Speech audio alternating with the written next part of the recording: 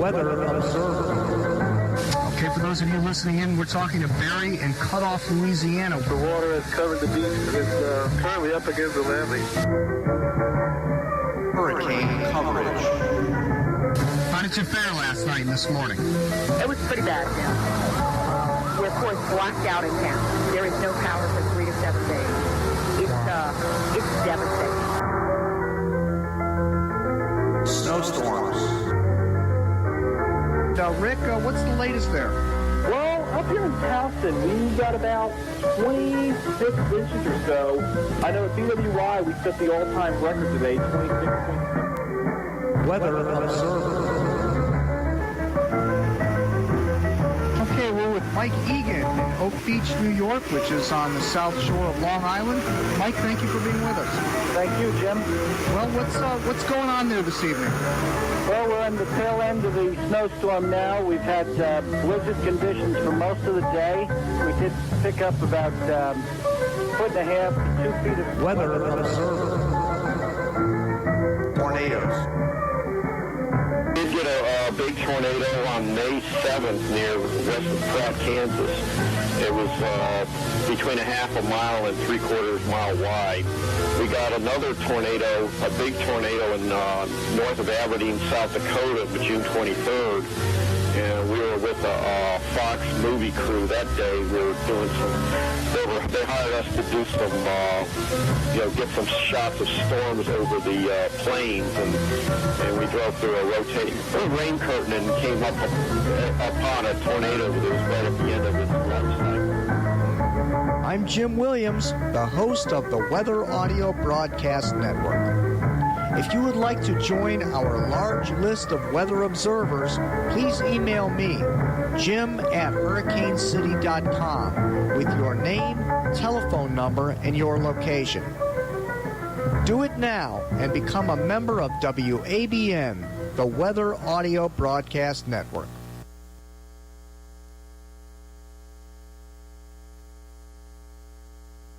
Everybody, welcome back to the Barometer Bob Show. This is Bob Brookens, and we have Dr. Robert Sheets with us here on the line. Good evening, Dr. Sheets. How are you? Good evening. Doing very well, thank you. We're going to discuss a little bit about this system in a few minutes, but we wanted to hear from you what you've been doing lately, what your plans are, and Jim wants to talk with you about when you were back at the National Hurricane Center. So what have you been doing lately, Dr. Sheets? Well, last year, up through last year, I was working with the Florida News Network and also for ABC and doing a little lecturing, doing the Bahamas Conference and a few things like that. But I'd been tapering off my work from about 95 on. Right, yeah, it took me a few emails just to be able to get in contact with you and some phone calls. You were kind of difficult to get in contact with. And going back on the Internet, the last thing I saw was 1995, so I would understand that. I understand you're retired now? Yes, I am. I still do a little bit of lecturing, but not much. And I arrange the Bahamas conference there, and so I do those things, and then locally a few things here, but that's about it. That's good. I'm playing with my grandchildren. Yeah, well, I don't have any of those yet. But I look forward to it, I really do. And my children growing up and getting out of the house, and then I can say, hey, these are your kids, take them home. But currently, we have this area of this tropical disturbance passing over the Abacos in northern Bahamas. And I'm not sure if you've been keeping up with it, but any thoughts on it?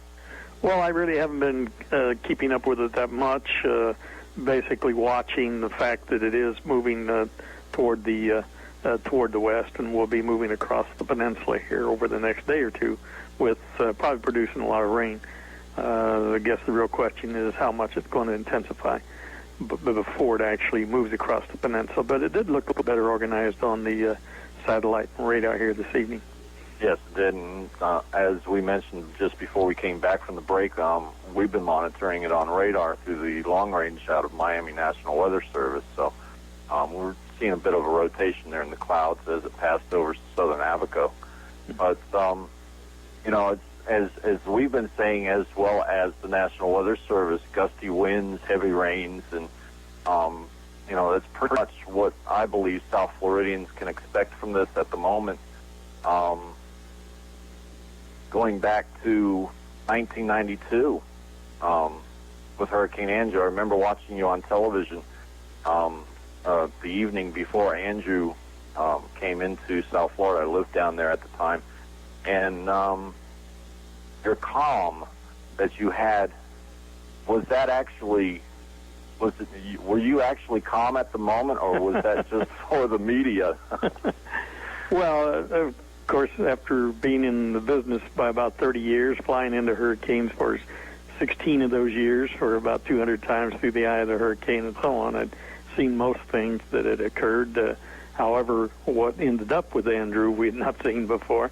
And thinking about this system that's out there right now, as compared to what the situation was with Andrew, on Friday, before Andrew struck on the following Monday morning, early Monday morning, it was highly unlikely to be all that strong and actually strike into South Florida. It was more likely to go up into Central Florida or even recurve off the East Coast, maybe up into the Carolinas, than it was to go in South Florida. So the point being there is that things can change rapidly, and they did. In Andrew's case, overnight, Friday night, in the early morning hours of Saturday, things changed rapidly. So we had not expected that change to take place so quickly. And again, people just have to be aware.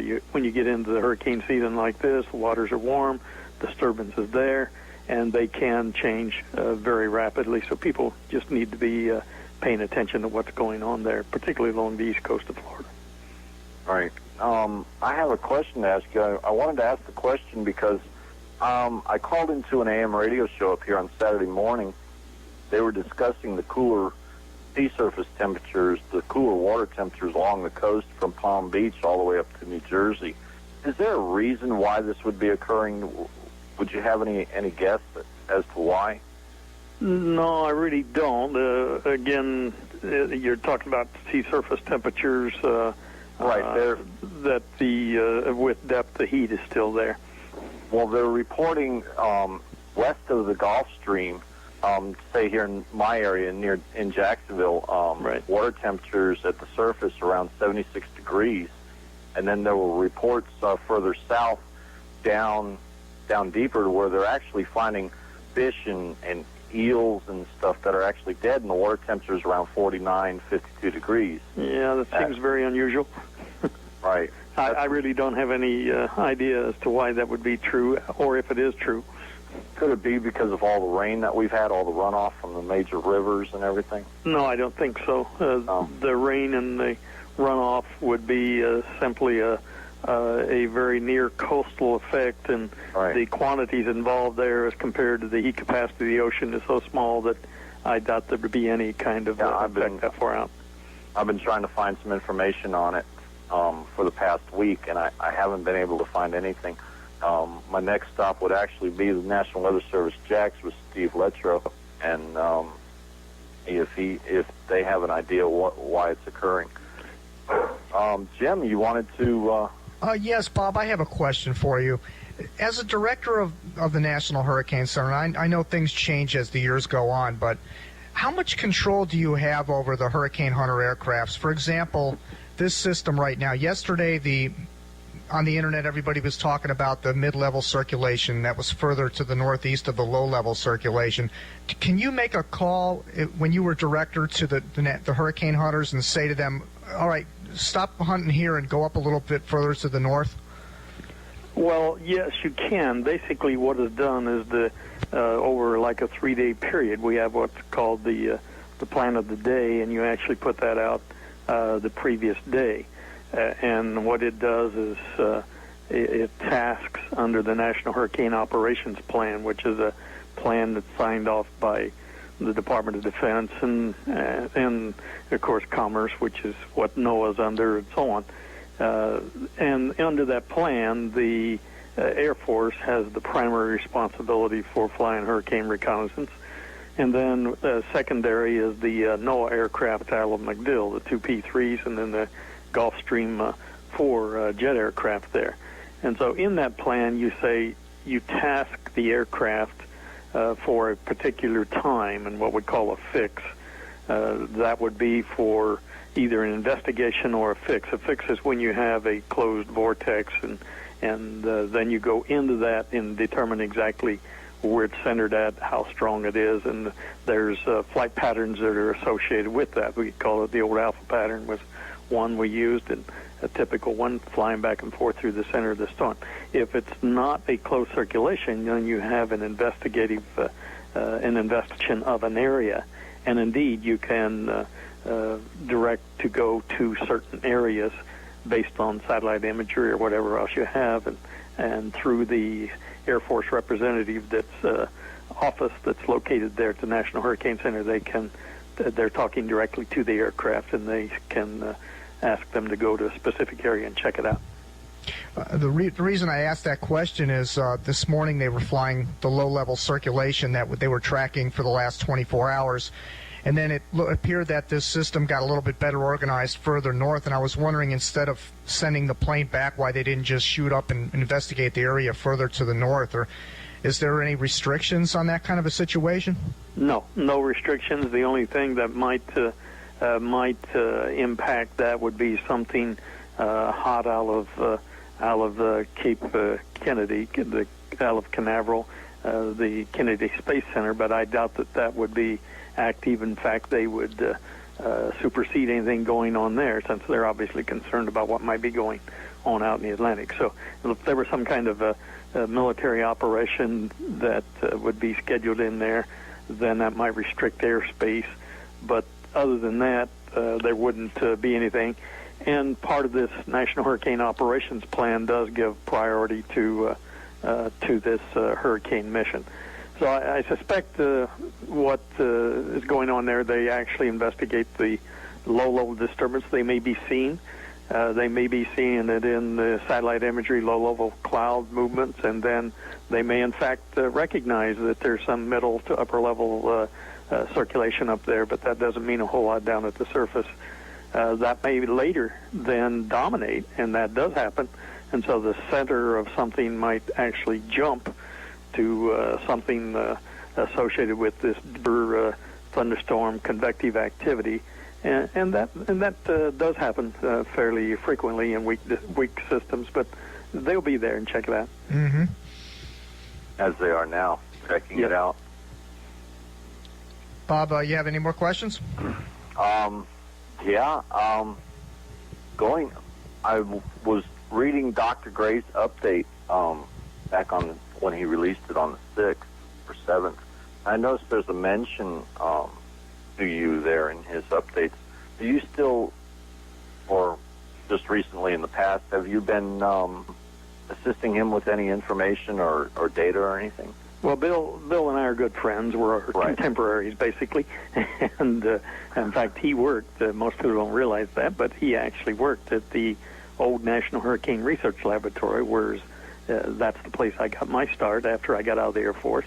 He had been an Air Force weather officer, just as had been a Air Force weather officer. So I've known Bill for many years. He's about 4 to 5 years ahead of me in that career time. Now, of actually assisting him in his hurricane seasonal forecast back when I was director, of course we did, and people from the Hurricane Center, and encouraged him to do that work. And that's basically what he acknowledges in that, the encouragement that he got from Neil Frank and myself back in the early days of his work there. But at this stage, no, I don't do anything relative to assisting him in the data collection analysis there. But the activity continues there with Colin McCady at the Hurricane Center and others that support him in getting this data. Right. Okay. I was just wondering because I had never noticed it before, and then I did with the latest update that he just released last week. Yes, he does. Over the years, he's always acknowledged the help that he's got. Bill's just a great person to work with, and a great person to talk with. I have talked with him frequently and in recent times, and he just gets people to think. That's one of his best attributes, and how he developed such good students was he made them think. And he's not always right by any means, but he makes people think and makes them better scientists as a result of that. Yeah, he's a very busy person. I just, matter of fact, I just sent another email to Miss Brummett, and he said that he would be able to be on one of my shows later in the season. Hoping to get him for the next show, September 10th. Still waiting on a reply.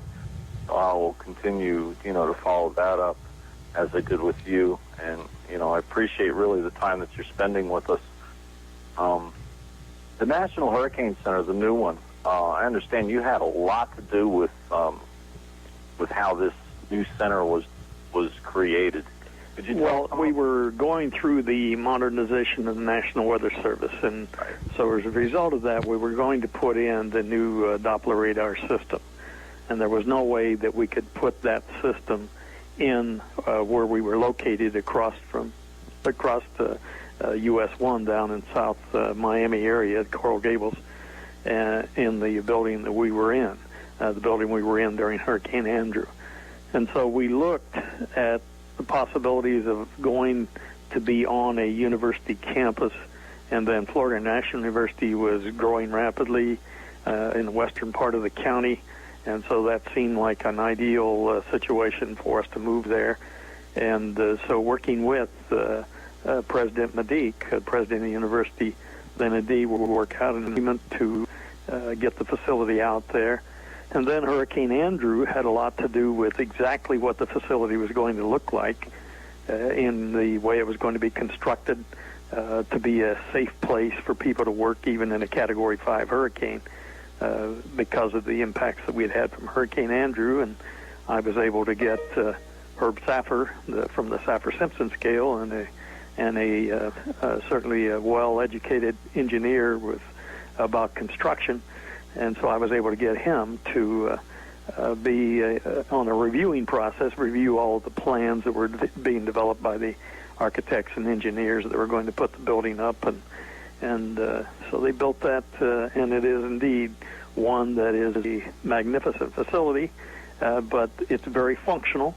It's not a lot of wasted space like you see in things that may be architecturally pleasing to the eye or whatever, but it's with wasted space. You see a lot of that with big atriums and all those kind of things. I don't think those ought to be in government taxpayer money, ought to be spent on those things, but ought to be functional and then safe. And so indeed the new National Hurricane Center building is all of that. All right, yeah, I was down there in, I think it was 95, 94, 95, I went down, and the first thing that amazed me was actually the front doors, the stainless steel and Lexan front doors, and there's two sets of doors, and with no knobs on them. Well, there's also covers for all the doors and all the windows. Yeah, all the windows have roll-ups. And it's also self-contained in that generators, for instance, we had our own generators during Hurricane Andrew. We were on the sixth floor of the what was then called Gables 1 Tower, and it was an engineered building, so it was a good building and had a safe area in the stairwell. That's, in fact, people listening that live in condos and areas like that that are high-rise, mid-rise buildings, usually the safest areas in the stairwells, near the elevators, those kind of areas. Those are the strongest, and so we had that. We did have shutters on our windows there on the sixth floor all the way around. We had extra fuel. We could go for about a week on our own with generating our own power. But the one failure that we did not understand and did not know about at the time was over the air conditioning system. We had the ability to run the air conditioners with our own generator, but the cooling mechanism, the chillers, was dependent upon water getting to the roof, and that was dependent upon a pump to pump the water. If the city water goes down, then it had to have a pump to pump that water to the roof, to the chillers. and that was supposed to be powered by the building's emergency generator, which failed. And so that left us without a air conditioning system. And then there was always the question of phones in and out. Of course, all of the microwave antennas and so on blew away, dishes, all those kind of things. We had redundant systems for about everything. We had the phone lines that were underground, and we had actually T1 lines that's to get the satellite data in and out and so on. So we were able to stay on the air even though all these other things went out. But the biggest failure was the failure of the air conditioning systems, which hurt the computers. And we started losing computers. We didn't have sanitation. We had over 100 people up there, and the commodes and so on are not working. We ended up bringing in portable air conditioners, portable toilets, put them outside on the parking deck and so on to keep us going. Good now, learning experience. In the new facility, all those things are accounted for. For instance, like telephone lines are so critical for communication. So if the antennas go out, you don't have the satellite communications or whatever, you've got to have those fiber optics lines coming in and out of the building. And one of the things we designed into the new building was fiber optics lines going in and out of the building in two directions. And they go through two different exchanges. So if one exchange goes down, terrorist or whatever else, it goes down, it still goes out the other side or comes in the other side. So it's a well-engineered, a well-designed building there that should be functional under almost any condition. What's the official wind speed that building is supposed to be able to withstand? Well, there's in the building itself. First of all, it's built under the essentially what is the South Dade Code, even though the federal government does not have to follow local codes. But under Herb Saffer's direction there and so on, it's all poured concrete, steel, reinforced, etc. And so it's going to withstand those high winds, and quite frankly, no one, when they talk about a building built to withstand the 150 or 200 mile per hour winds, they have no idea what that really means. It's those are just numbers people throw out there, and they really don't have an idea like that. But the whole building is designed for that kind of criteria. Then within the building, the actual restroom facilities and so on, it's like a vault inside of that. It's another steel reinforced poured concrete room complex there that's inside the already steel reinforced concrete system there. In fact, when they were putting it together, I went out there while it was being built, and the people working on that, they called it Dr. Bob's bunker. They called it.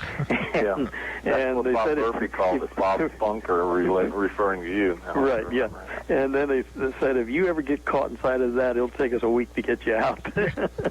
But my point is that it's a very safe place for the people to work there, and it'll be there operating regardless of what's going on around outside. Bob, you want to open up the telephone lines? Sure. Again, this is Barometer Bob's show. It's currently 8:41. We have Dr. Robert Sheets with us, the former director of the National Hurricane Center. And the phone number, the toll-free number is 1-888. Oh, I forgot it, Jim. Go ahead and give it out. It's 888-372-8890 to speak to Dr. Robert Sheets, former director of the National Hurricane Center, on the Barometer Bob Show. And we also have a giveaway, like I mentioned earlier in the show. We have a giveaway. It's a Oregon Scientific NOAA weather radio, portable. You can hang it on your belt clip and carry it wherever you go. It's the same technology, and we'll give out that question in a little while. I have a question for Bob. What was the hardest part about being director of the National Hurricane Center? Well, certainly it's a 24-hour-a-day, 365-day-a-year job. So you really are on the hook, on call all the time. And you are running an operation that's obviously is being depended upon for life safety and economic activities of, in fact, this whole region, not just the United States, but under the United Nations World Meteorological Organization, it has the responsibility for the entire region as the regional center there. So that aspect of it, the scientific aspect of it, is certainly one that carries a lot of weight with it, knowing when and where to put up warnings and how to handle those without overwarning more than you have to keep from getting into the cry wolf syndrome and people not responding. But there's also the politics. There's also the personnel issues. Now, one of the great things about the National Hurricane Center is it has and always has had such a great reputation that you get the best people. Everybody wants to work there, so you really get your pick cream of the crop there for most of the people that work there. Okay, but then you have to deal with budget problems. You have to deal with, is the Air Force going to fly reconnaissance, or does the Air Force, as they tried to say again this year and did when I was the director, that it's not a military mission, so let somebody else do it, or you don't need reconnaissance, you can do it all with satellites. So there are all those kind of things that go on that are more difficult than the actual forecasts and warnings that you have to we have a caller on the line. So those can be difficult. This is Jason from Orlando. Yeah, go ahead, Jason. I got two quick questions. My first question is this tropical disturbance going to be a tropical storm before it hits Florida? And my second question is that I live here in Orlando, and my dad drives an 18-wheeler, but he's supposed to go to Homestead tomorrow. What should he do to take precautions? Okay, we'll let you hang up and let Dr. Sheets answer that question. Thanks for calling in. No problem. Bye. Okay, Dr. Sheets, did you get that? I didn't get all of it. I did get that he's in Orlando, and his dad was, driving between Orlando and Homestead or something? Right. He wanted to know if it was going to be a tropical storm and what his dad should do as far as driving an 18-wheeler down to Homestead. Yeah, okay. I think right now it's not forecast to get all that strong, but again, as I said, things can change, and so he needs to continue to monitor what's coming out of the National Hurricane Center. They know more about it than I do. And so those advisors will be out there. They'll be on NOAA Weather Radio. They'll be on all of the weather broadcast. And so follow that on the Weather Channel. So follow their advice and what local officials are telling you to do. Again, right at this stage, not expecting to be all that strong, and so probably not a whole lot for them to do. But things can change, just as they did during Hurricane Andrew. You know, when you were talking earlier about that question I asked about the hardest part of your job, I have a Hurricane Andrew documentary that loops on the 24-hour-a-day audio on this broadcast, and it has a clip in there with you talking to Brian Norcross right before Andrew was when Andrew was about the same position that this tropical wave is in. Right. And he asked you, would you like to pin down where you think that this is going to come ashore? And you said, in a little bit of a shaky voice, you said, I'm thinking Homestead, Cutler Ridge area, and you nailed that right on the head. But that must be a lot of pressure when you have to answer a question like that. Yeah, that was about 24 hours before it struck, or a little less than 24 hours. And so, you see, initially, as I said, on Friday afternoon, evening, all of our models, everything was indicating that it was mostly going to go more toward the northwest and maybe even north and recurve and never strike land at all. And also, on Thursday, it had been sheared so much that the Air Force couldn't even find the center. And so technically it wasn't even a tropical storm, but we continued to carry it as one because we expected it to get into a more favorable environment and strengthen when it did that. But we did not expect it. In fact, it had only like a 7% probability of coming anywhere in the Miami area over 72 hours from that time on the Friday. And then by Saturday morning, then it started to change rapidly. One, as it strengthened, became a hurricane overnight into Saturday. And then from our first forecast position of landfall on Saturday was in the West Palm Beach area. I think maybe 6 hours later we had it down on the Dade-Broward line. And then by Sunday morning, we had it about where it actually struck. We missed it by about 8 miles. By the way, all of that's in my book that's called Hurricane Watch. Jack Williams, USA Today weather page editor, and I wrote a book called Hurricane Watch, and we have chapters in there that are on Hurricane Andrew, and so that sequence of events is all covered in that book. I'll have to look that up. I'm sorry, we have another caller for Dr. Bob Sheets on the line. Go ahead, caller. Hello? Yes. Yes, Mr. Sheets, I was wondering if you could tell me, I have some questions from some people in the neighborhood. If a storm comes from the Atlantic on the east coast of Florida and crosses over Florida, can it gain strength as it's doing that?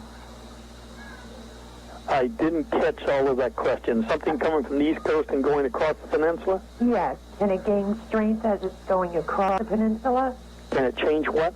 Can it gain She's asking if it can gain strength while it's moving across. Oh, no, not while it's over the peninsula. Okay. The source of energy is the water, and so once it's not over warm water, then it's going to lose strength. Okay. Now, what happens, a lot of people, like where I live in Central Florida and in the Lake Placid area in Florida, they think, well, the storm can't come this far inland. Actually, it only loses about 1 category in strength from either coming from the west coast or east coast by the time it gets to the center of the state. Hurricane Andrew, as it passed over South Florida, of course, a lot of it was over the Everglades, and that helped to maintain some of the strength. Right. But it only had dropped 1 category by the time it got to the west coast and back out into the Gulf of Mexico. So like in the Tampa Bay area, it would only possibly 1... Yeah, I'm sorry, I'm having difficulty hearing your question. Maybe it's me. We live in the Tampa Bay area in Right. Tampa. So what you're saying is it would basically drop like 1? Well, by the time it got to Tampa Bay, it'd probably drop two categories if it came from the East Coast. All right. So it would probably drop about 2, and then it would all depend on how it came across the peninsula, how fast it's moving. Right. If it's moving fairly fast, then it won't decrease in strength as much as a slow-moving storm. Your worst case in the Tampa Bay area is for a storm to actually come in from the southwest and then move in just to the north of you. So move in up there in the Tarpon Springs area or something like that, and then it will drive with the counterclockwise circulation, it will drive all the water up into the Tampa Bay area and obviously all the causeways and downtown and a lot of other areas would go underwater. Right. Much of St. Petersburg, Clearwater, all of that area could go underwater, plus you get a stronger wind. So that would be the worst case scenario for you. Well, thank you very much. I appreciate it. You're welcome. Bye-bye. Thank you. All right, that was my next question. Worst case scenario along the coastline, what area along the coast would you consider would be a worst case scenario for landfalling, for a major hurricane to make landfall? Well, it all depends on the area. Now, in fact, I was watching the Weather Channel, one of their storm stories last night, and Jim Cantori was on, and they were doing the 28 hurricane going into the West Palm Beach area, and of course the loss of life around Lake Okeechobee. And they said that it brought a storm surge of 18 feet and implied that that was on the West Palm Beach coast, and that's not true. The West Palm Beach area has fairly deep water fairly close in. And so what that means is the storm surge would not be all of that large there. It'd be in the 10 to 12 to, at most maybe 15, 14 feet, but most of the time around 12 feet or so. But when you have deep water in close to the coast, you would get huge waves. So you'll get a lot of wave action, a lot of beach erosion as a result of that. So the storm surge is not as high, but you get much bigger waves. So the wave height is normally something like constrained to about 1/2 the water depth. So if you had a hurricane coming into that area, storm surge would be a problem in many areas there, but it would not be the problem that would be up in the Panhandle or in the Big Bend area where it could be 30 feet. Same hurricane coming into West Palm Beach can produce that 12, maybe 13 or 14 feet of storm surge, big waves on top of that. The same hurricane going up into the Big Bend area can produce a 30-foot storm surge. Or you go over to the West Florida area in the Fort Myers, Naples area, along that area, the water is shallow. And so there you would get 19 to 20 feet of storm surge with that same kind of hurricane. So it all depends on the bottom topography there, the continental shelf, the water conditions, as to what would be the worst case scenario there. Again, that toll-free number for Dr. Bob Sheets, 888-372-8890. We're going to have him a short time here, about another 5 or 10 minutes. Again, that number, 888-372-8890 on the Barometer Bob Show. Oh, I have one more question. I've been saving this one for last for you, Dr. Sheets. Okay. Besides Hurricane Andrew, what was your most memorable hurricane in your career? Well, Andrew, of course, stands out all the way around for many reasons. Right. Then, as I said, I flew into hurricanes for many years. So the first one I ever flew into was Hurricane Betsy in 1965, so that one always stands out. Had a couple of close incidents in flying into hurricanes, Gladys and some others. So those stand out. And, of course, the strongest hurricane on record was Hurricane Gilbert, 1988. And then, of course, Hurricane Hugo that went into South Carolina. And so those all stand out as far as hurricanes are concerned. Gilbert going through the Caribbean, across Jamaica, and then right on over into Texas. And we had some problems with in Gilbert with the Soviet research aircraft, 2 of them flying out of Cuba, that gave us fits on getting our clearance to get our Air Force hurricane hunters in there. So that was a big incident at the time, and we were able to finally resolve that. But we did go for a period of time without getting good reconnaissance data for that. So those, there are just so many of those events, working with the local people up and down the coast that I did over the years. I've actually photographed essentially from Texas to Maine, flying along the coast. We used to do that and give hurricane preparedness lectures using the aircraft, going from having open houses as we went along and bringing kids out and adults and so on, town meetings in Galveston, Texas, and so on. So there's just so many there, but Andrew, of course, stands out more than all that. And again, once again, I want to mention that I have a book called Hurricane Watch that's published by Random House, and you can get it from Random House Vintage Books. You should be able to get it at any bookstore.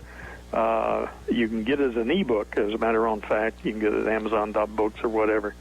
And so we discuss in that, we go back to the time of Columbus. There's some really interesting stories there, how this hurricane forecasting system has evolved over the years, how we fly into hurricanes. Excuse me. How many pages? Is there a lot of illustrations in there? Not a lot of illustrations. My original version of the book had a lot. But the Random House, when we were putting this book together, it was right after A Perfect Storm came out, and also Isaac Storm, which they had also published, and so they decided they wanted a more narrative book. So it's gotten excellent reviews. It just, nobody knows about it. That's the problem. You know, the day that it came out, when we were having all the promotions that they had set up for it, was the night of September 11th, 2001.